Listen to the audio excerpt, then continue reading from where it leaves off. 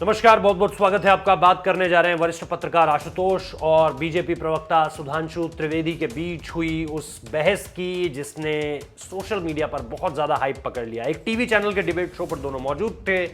TV debate show इस मसले पर था कि अमेरिका में किस तरह से लोकतंत्र के खिलाफ एक अनार्की देखी गई है और ऐसी ऐसी तस्वीरें सामने निकल कर आई हैं जो कि ये बताती हैं कि ऐसा किसी लोकतंत्र में नहीं होना चाहिए। इसको लेकर के आशुतोष ने कुछ बातें कहनी शुरू की। उन्होंने बाबरी का जिक्र किया, उन्होंने गुजरात दंगों का जिक्र किया, उन्होंने ये कहा कि कपड़े देखकर पहचान बताने वाला कौन है, यानी वो कुल मिलाकर नरेंद्र मोदी सरकार को टारगेट कर रहे थे। वो ये भी कह रहे थे कि इस सरकार की आदत रही है, जो ट्रंप सरकार की आदत रही थी, कि कोई उनके विरोध में है तो वो देश विरोधी है, एंटी नेशनल है, और यही चीज भारत में भी देखने को मिलती है।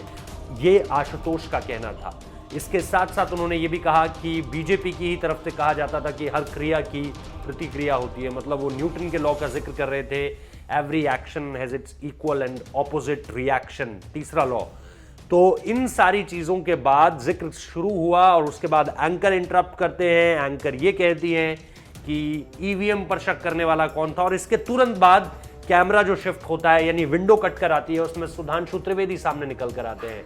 वो कहते हैं अगर आपने जो बातें कही हैं वो सच है तो हम इन सारी बातों के खिलाफ कुछ बातें आपसे पूछने जा रहे हैं और उनके खिलाफ आप बताइएगा कि वो सब किसने किया।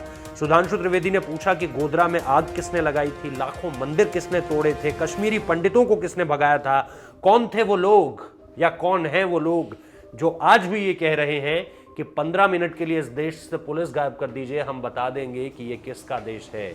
ये सारी की सारी बातें हमने तो नहीं कही और इस पर आशुतोष सब कुछ बोलने से बचते रह गए। विडंबना यह है कि वो इसके बाद कुछ बोले ही नहीं और इस पर वो कुछ बोलेंगे भी नहीं, ये सुधांशु त्रिवेदी का भी कहना था।